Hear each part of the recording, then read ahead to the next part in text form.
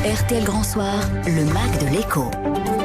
L'invité du MAC de l'écho maintenant avec Jean-Baptiste Giraud d'économieMatin.fr. Notre invité ce soir est Pascal Girin, le PDG de BALT. Bonsoir. Bonsoir.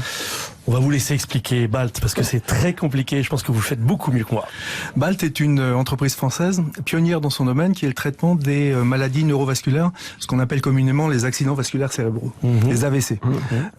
Et BALT a développé maintenant depuis une quarantaine d'années des dispositifs médicaux qui permettent de traiter les différents types d'accidents vasculaires cérébraux de manière la plus efficace possible. Et beaucoup d'innovations sont intervenues dans les 20 dernières années.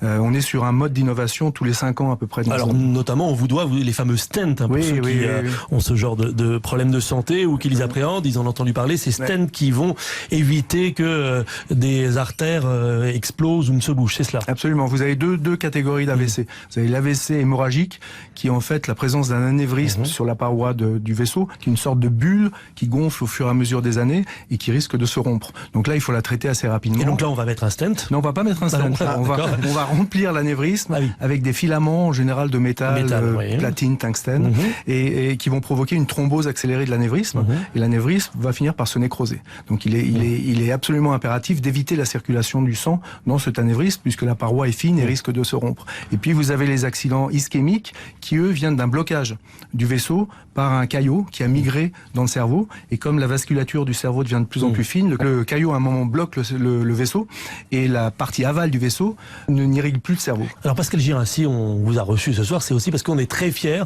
d'apprendre que vous êtes la seule entreprise française sur ce secteur très important à l'échelle mondiale face à 4 géants américains. Absolument. Vous êtes le petit français qui résiste encore et toujours à l'envahisseur américain. Alors, non seulement on est le petit français, mais on est le plus ancien aussi. BALT est né il y a 42 ans.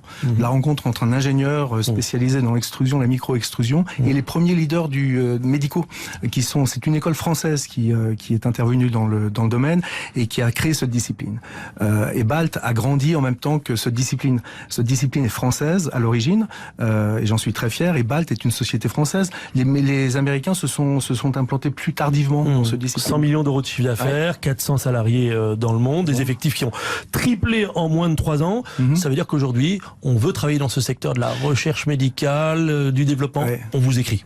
Oui, absolument. BALT est une société familiale qui s'est adossée en 2015 avec un fonds d'investissement, la société Bridgepoint, et qui lui a donné les moyens de partir à la conquête du monde, si vous voulez. Donc aujourd'hui, on a une implantation non seulement en France, mais dans les principaux pays européens. On a acheté une société aux États-Unis, on est implanté en Californie. Le marché américain est un marché très attractif pour nous. On a des implantations en Inde, en Chine, bientôt au Brésil. Donc on est vraiment à la conquête du monde. Moins de 10% de notre chiffre d'affaires aujourd'hui est fait en France, 90% à l'export. Et un cas qui vous a le plus marqué, si c'est possible d'en parler? Vous savez, cette pathologie peut affecter les enfants.